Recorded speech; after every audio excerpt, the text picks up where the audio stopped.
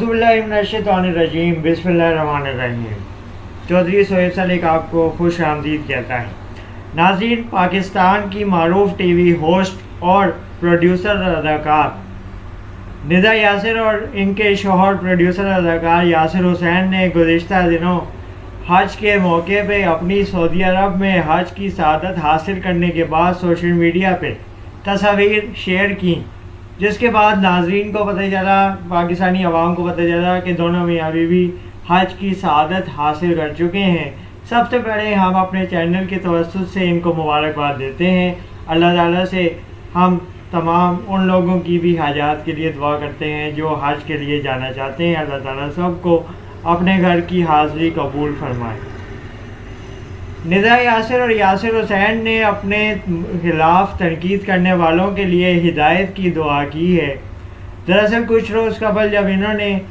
اپنے حج کرنے کے بعد سوشل میڈیا پہ تصویریں شیئر کی، جس پہ کافی زیادہ ٹرولنگ اور ٹرینڈ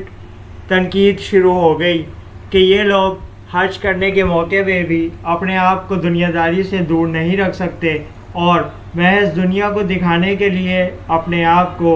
ان تصاویر کے ذریعے وائرل کروانا مقصد ہے۔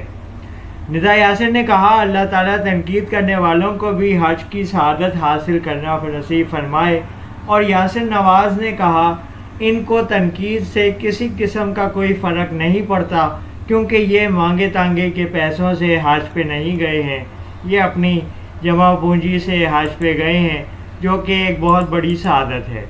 تاہم ناظرین اور بہت سے سوشل میڈیا پر اسٹار